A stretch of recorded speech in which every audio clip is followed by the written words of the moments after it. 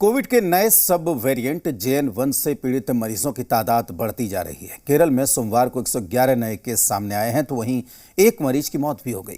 केंद्र सरकार ने राज्यों को एडवाइजरी जारी कर एहतियात बरतने की सलाह दी है। केंद्रीय स्वास्थ्य मंत्री मनसुख मंडाविया कल राज्यों की तैयारियों को लेकर समीक्षा बैठक करेंगे।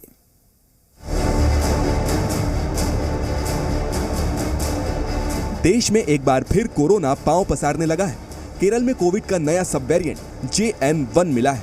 अभी तक इस नए वेरिएंट के मरीज अमेरिका और चीन में ही देखे गए थे, लेकिन केरल में 8 दिसंबर को इस वेरिएंट से जुड़ा केस सामने आया था।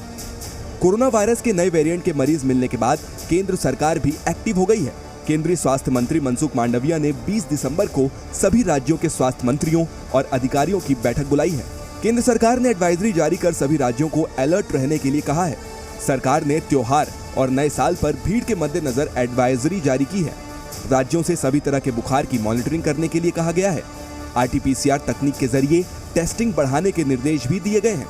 कोविड टेस्ट पॉजिटिव आने पर सैंपल को जीनोम सीक्वेंसिंग के लिए लैब में भेजने के लिए कहा गया है।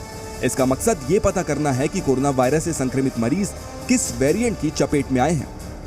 हालांकि सरकार ने कहा है कि नए वेरिएंट से घबराने की जरूरत नहीं है। केरल में सोमवार को कोविड के 111 नए मामले सामने आए हैं, जिसके बाद प्रदेश में कोविड मरीजों की संख्या 1634 पहुंच गई है। वहीं देश भर की बात करें तो कुल 127 नए मरीज कोविड-19 के पाए गए हैं। 27 जनवरी 2020 को कोविड-19 का पहला केस सामने आया था। उसके बाद से ही लगभग हर प्रदेश में कोरोना वायरस से पीड़ित मरीजों की संख्या सामने आने लगी थी। इस बार पहला केस केरल में मिला है। तमिलनाडु के एक व्यक्ति को सिंगापुर में कोरोना के इस नए वेरिएंट से पीड़ित पाया गया था। ये देखते हुए ये माना जा रहा है कि जांच में कुछ और राज्यों में मिले कोरोना संक्रमित व्यक्ति इस नए वेरिएंट से पीड़ित हो सकते हैं। केरल में कोरोना वायरस के नए वेरिएंट से पीड़ित मरीज मिलने पर राज्य सरकार सावधान हो गई है। केरल की स्वास्थ्य मंत्री वीना जॉर्ज ने एक इमरजेंसी मीटिंग की है। इसके अलावा अस्पतालों में बेड, ऑक्सीजन और दूसरी व्यवस्थाओं को ठीक करने के निर्देश भी दिए गए हैं। वहीं कर्नाटक में भी स्वास्थ्य विभाग अलर्ट पर है। कर्नाटक ने 60 सालों से अधिक उम्र के लोगों के लिए मास्क पहनना अनिवार्य कर दिया है। केरल से आने वाले लोगों के लिए थर्मल स्क्रीनिंग के आदेश दिए गए हैं। ये भी कहा गया है कि बुखार, खांसी या सर्दी के लक्षण होने पर कोविड टेस्ट कराएं।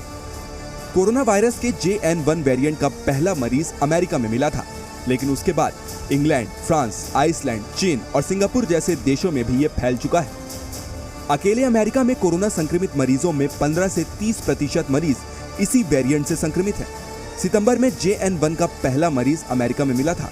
इस वक्त अमेरिका में JN1 वेरिएंट सबसे तेजी से फैलाने वाला कोरोना वायरस बना हुआ है।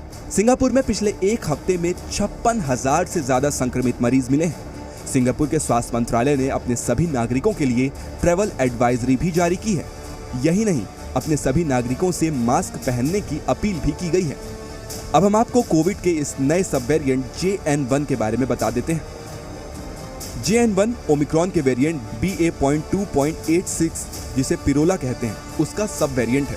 कोरोना वायरस के पुराने वेरिएंट से पीड़ित मरीजों में जो लक्षण देखे जाते थे, कुछ वैसे ही लक्षण इस नए वेरिएंट के मरीजों में भी देखे जा रहे हैं, जैसे तेज बुखार, सिर दर्द, खांसी, नाक बहना और गले में खराश जैसे लक्षण देखने को मिल रहे हैं। इसके सिम्टम्स ऑलमोस्ट सिमिलर हैं, फ्लू लाइक सिम्टम्स ही हैं। थोड़ा सा जुकाम, थोड़ा सा फीवर, जनरल बॉडी एक, जो नॉर्मली फ्लू में होते हैं वही सिम्टम्स हैं।